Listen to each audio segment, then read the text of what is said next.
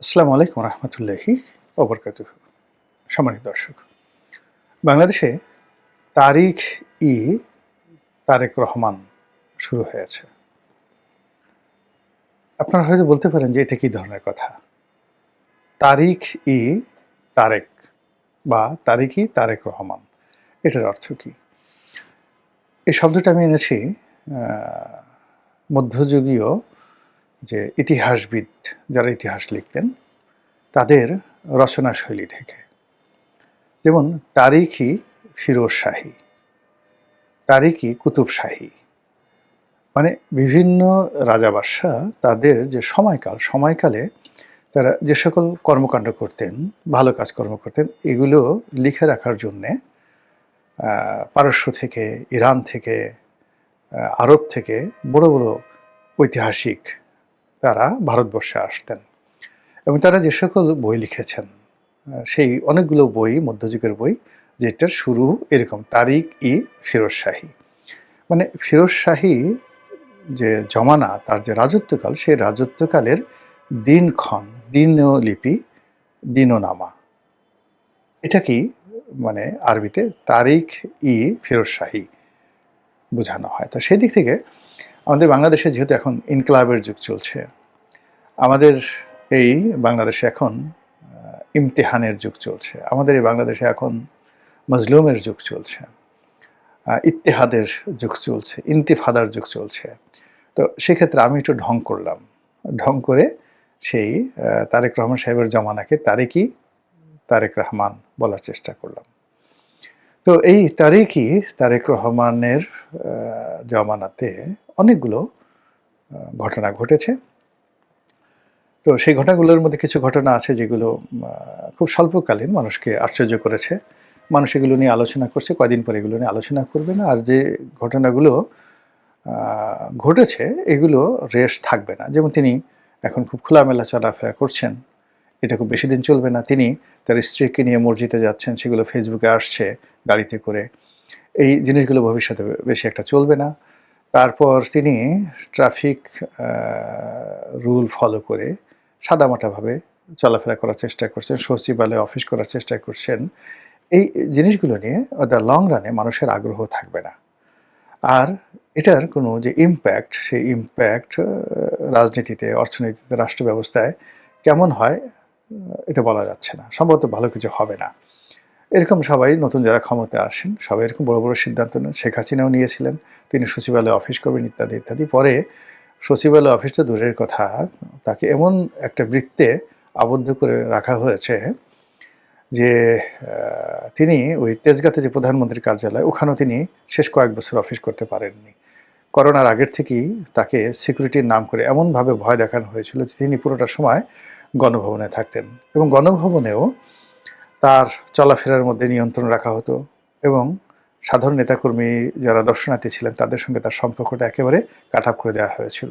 অনেক বড়, বড় আওয়ামী লীগের নেতা যারা একসময় শেখ হাসিনার সঙ্গে মানে রীতিমতো পারিবারিক সম্পর্ক যাদের ছিল, সেই সমস্ত মানুষের সঙ্গে তার বন্ধুত্ব নষ্ট হয়ে গেছে। অনেকে মুনতাসির মামুন সাহেবের মতো মানুষ গণভবনের গেট থেকে ফিরে এসেছেন। আনিসুজ্জামান সাহেবের মতো মানুষ কেঁদেছেন। গণভবন থেকে ফিরে এসে কেঁদেছেন। বোঝার চেষ্টা করুন।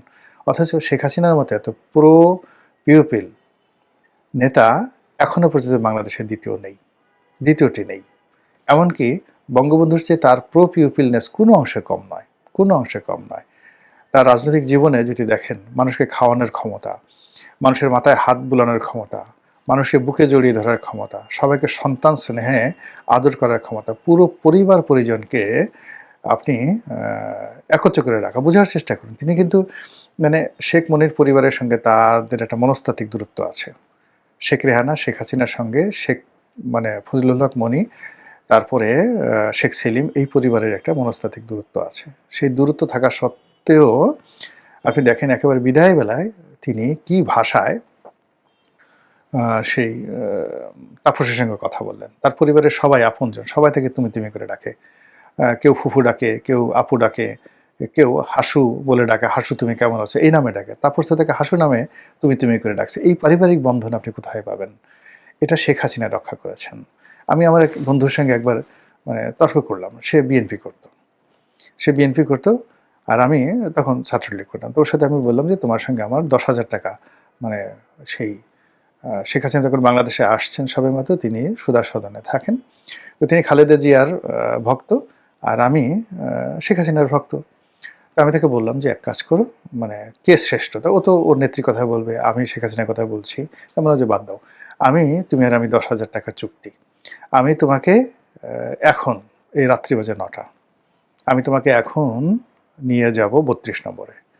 তারপর তোমাকে আমি শেখ হাসিনার সঙ্গে দেখা করাবো এবং সেই বাসার চা তোমাকে খাওয়াই আনবো। যদি না পারি আমি তোকে ১০,০০০ টাকা দেবো। আর তুমি আমাকে এখন ক্যান্টনমেন্টের বাসায় নিয়ে যাবা, বেগম খালেদা জিয়ার সঙ্গে দেখা করাবা আর না পারলে ১০,০০০ টাকা দেবা।" মুহূর্তের মধ্যে আমার সেই বন্ধু বলেছে, "না দোস্ত, আমি এটা পারবো না।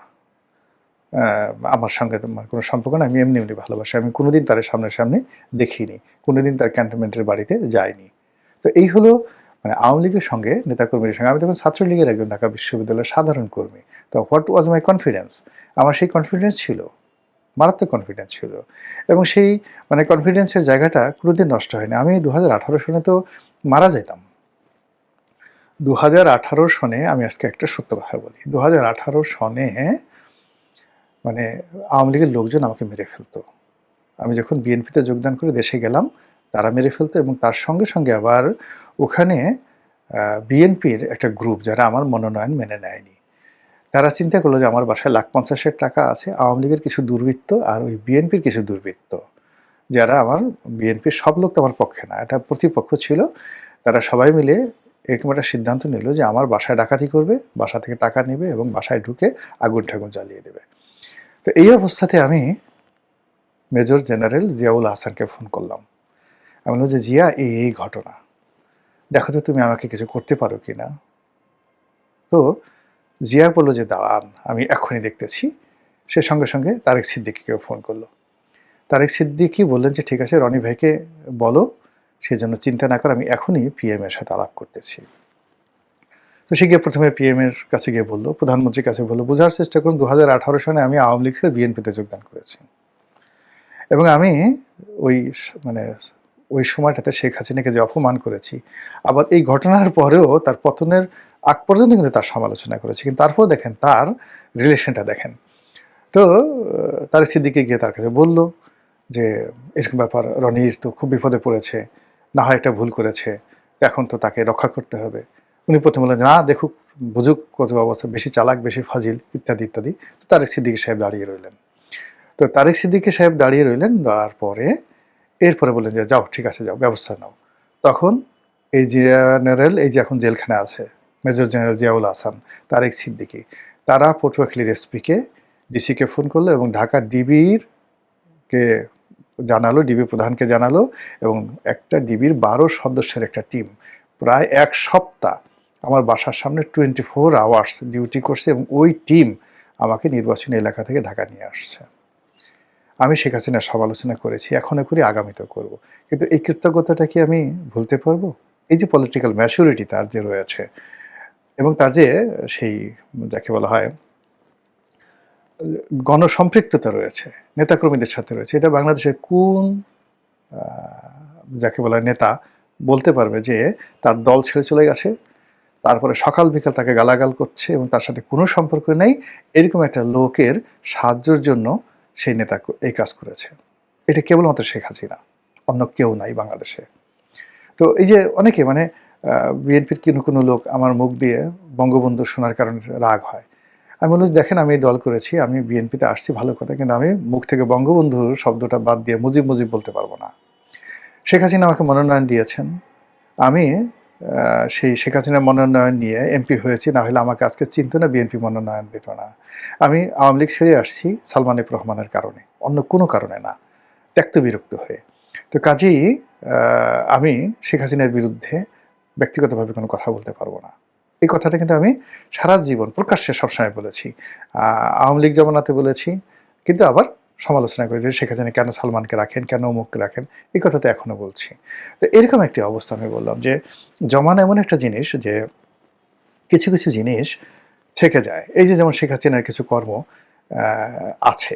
বাংলাদেশে আছে, লক্ষ লক্ষ মানুষের সাথে আছে, আপনি ভুলতে পারবেন না। সে অনেকের বাস দিছে, ইলিয়াস আলীকে খুন করছে, মারছে, যা কিছু হোয়াট এভার মেবি। তার সঙ্গে সঙ্গে আমি যে বললাম আমার এরকম অসংখ্য ঘটনা, আমি যদি বলি আপনাকে চোখের পানি রাখতে পারবেন, আমি জানি।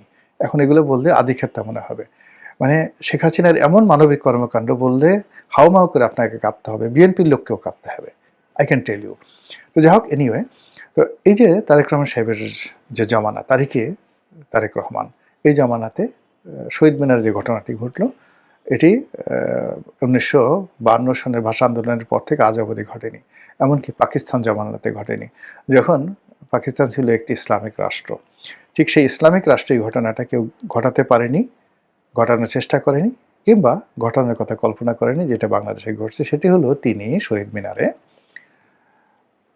যে প্রচলিত প্রথা, আমার ভাইয়ের রক্তে রাঙানো 21শে ফেব্রুয়ারি গান বেজেছে, তিনি সেখানে ফুল পুষ্পস্তবক স্থাপন করেছেন। এরপর সেখানে মোনাজাত হয়েছে, তিনি সেই ইসলামী রীতি অনুযায়ী মোনাজাত করে আসছেন। ইসলামপন্থী যারা লোকজন তারা সবাই বলছেন মারহাবা মারহাবা মারহাবা। যারা যাকে বলা হয় অন্য যে রাজনীতি করেন, বিশেষ করে ধর্মনিরপেক্ষ রাজনীতি করেন, তারা বলেন সর্বনাশ সর্বনাশ সর্বনাশ, এ কী করলেন, হিন্দুরা কোথায় যাবে, বৌদ্ধরা কোথায় যাবে, খ্রিস্টানরা কোথায় যাবে। ওই দিন সেখানে তো অনেক হিন্দুরা ছিল, যখন বলা হলো রব্বানা লাতুজে কুলুবানা বা রব্বানা আতিনা ফিদ দুনিয়া হাসানা অফিল আখিরাতি হাত্তে হাসানা, তখন হিন্দু মানুষ মোনাজাত তুলেনি। বা ওখানে অনেক লোক আসছে, মানে অনেক লোক আসছে যাদের শরীরে ওযু ছিল না, যারা হয়তো ওখানে ওই গেছে, তারপরে পাশে রমনা পার্কে বা সরোয়ার্দী উদ্যানে কোনো বান্ধবীকে নিয়ে কুটুকুটু করে আসছে, চুমাচুমি করে আসছে, কিন্তু ওখানে গিয়ে তারা তো আশা করেনি যে আজকে এখানে অজু করে আসতে হবে। তো এখন সবাই দেখা গেল যে হাত তুলছে। এখন ওই যে রমনা পার্কে বান্ধবীর সাথে অন্য কারোর সাথে কিছু একটা করে আসছে, ওই শরীর নিয়ে তাকে যাকে বলা হয় মোনাজাত তুলতে হয়েছে, এবং এটা ভালো না। একটা ছোট্ট উদাহরণ দিই। এক বড় নেতা, এটা বিএনপি না আওয়ামী লীগের আমি বলবো না, মানে রাজপরিবারের সদস্য, বিএনপি রাজপরিবারের সদস্য না, মানে বলে আওয়ামী লীগের রাজপরিবারের সদস্য বলবো না, ব্যবসা বাণিজ্য করতো, আর্মিতে চাকরি করতো, সেক্সুয়ালি মারাত্মক পারভার্টেড ছিল, অফিসে বুয়া মুয়া যা কিছু আছে কোনো কিছু সে বাদ দিত না। তো এখন ওই কোম্পানির একজন বড় কর্মকর্তা, জিএম পর্যায়ের লোক, আমার কোম্পানিতে চাকরি নিতে আসলো। আমি বললাম যে এত বড় কোম্পানি, দল ক্ষমতায়, আপনি আমার কোম্পানিতে চাকরি করতে আসছেন। ভদ্রলোক কেঁদে দিলেন, বলে যে স্যার চাকরি দেন, ওখানে চাকরি করার চেয়ে না খেয়ে মরা ভালো। চোখের সামনে দেখলাম রুমের মধ্যে বুয়ার সাথে অপকর্ম করে আসছে, আইসেই ওই অবস্থাতে নামাজে দাঁড়াই গেল, এবং তাও আবার ইমাম, তার পিছনে আমাকে নামাজ পড়তে হলো। তো এই যে অনেকগুলো জিনিস আছে বুঝছেন, যেগুলো মানে আল্লাহর গজব নাজিল হয়ে যায় কখনো কখনো ভালো কাজগুলো। তো এনিওয়ে, আপনি যখন একটা জিনিস যে এখানে এখন দোয়া হবে, দরুদ হবে, আপনারা যারা মুসলমান ধর্মাবলম্বী আছেন, যাদের অজু আছেন, তারা দোয়াতে অংশগ্রহণ করবেন। যাদের অজু নাই, দোয়াতে অংশগ্রহণ এভাবে করার বিধান আছে কিনা আমি জানি না, মুফতিরা বলতে পারবেন। এইভাবে কোনো রকম পূর্ব প্রস্তুতি না নিয়ে যে এরাটা শুরু হলো, এটা মূলত একটা ইসলামাইজেশনের বা ইসলামকে প্রিভিলেজ দেওয়ার, বা ওই যে ওরা যে ইনকিলাব যে শব্দগুলো বলছে, আরবি যে শব্দগুলো বলছে, এইগুলোর প্রতি তারেক রহমান সাহেবের একটি দুর্বলতা বা নতজানু বা তাদেরকে কনভিন্স করার একটা প্রক্রিয়া মনে হলো যে এইবার। দ্বিতীয়ত হলো যে এই যে একবার এখান থেকে যেটা শুরু হলো, এটা তিনি আর বন্ধ করতে পারবেন না, এটা তিনিও বন্ধ করতে পারবেন না, এবং তার যারা লোকজন তারাও বন্ধ করতে পারবে না। কিন্তু যেটা হবে, এই দোয়া দরুদ এবং পুষ্পস্তবক অর্পণ, এই দুটো একসাথে চলবে না। আগামী দিনে এই শহীদ মিনারে এটা যদি অব্যাহত থাকে, সবাই বলবে যে ঠিক আছে এটা বাদ দেন। সেই 21শে ফেব্রুয়ারি রাতের আগে, 2 দিন আগের থেকে ওখানে হুজুরা কোরআন শরীফ পড়া শুরু করে দেবে। আপনি ফিরাবেন কি করে? আগামী বছর 20শে ফেব্রুয়ারি সকালবেলা ওখানে সারাদিন 1000 বিভিন্ন মাদ্রাসার ছেলেমেয়েরা তারা ওই রাস্তা বন্ধ করে কোরআন তেলাওয়াত করবে, শহীদদের জন্য, আত্মার মাগফিরাতের জন্য মোনাজাত করবে। আপনি কিভাবে বন্ধ করবেন? ওখানে আশেপাশে সেই গরিব এতিম মিসকিনদেরকে শহীদের মাগফিরাতের জন্য তারা খিচুড়ি খাওয়াবেন, ভুনা খিচুড়ি খাওয়াবেন, গরু জবাই হবে। আপনি বন্ধ করবেন কিভাবে? এই যে একটা কাজ হলো, মানে নতুন একটা কাজ হলো, এটার যে সুদূর প্রসারী ফলাফল কোন দিকে যাবে, সেটা এই যে আমি বললাম, just wait and see the next thing. Next year দেখেন যে নেক্সট ইয়ারে এখানে 21 তারিখে, 20 তারিখে, 22 তারিখে কি হয়। দোয়া দরুদের যে মেলা বসে যাবে সেখানে, সেখানে জিয়াফতের মেলা বসে যাবে, সেখানে গরিব মিসকিনদেরকে খাওয়ানোর জন্য মানুষ সেই ঢাকা মেডিকেলের চারিদিকে এমনভাবে সেখানে তারা জিকির আজকার শুরু করবে, সেই জিকির আজকারের মধ্যে মানুষ খালি পায়ে আব্দুল গফর চৌধুরীর আমার ভাইয়ের রক্তে রাঙানো ২১ ফেব্রুয়ারি গান গাইতে গাইতে আসবে, এই কথা চিন্তাই করতে পারবে না। মহান আল্লাহ আমাদের সবাইকে হেদায়েত দান করুন এবং হেফাজত করুন। আসসালামু আলাইকুম ওয়া রাহমাতুল্লাহি ওয়া বারাকাতুহু।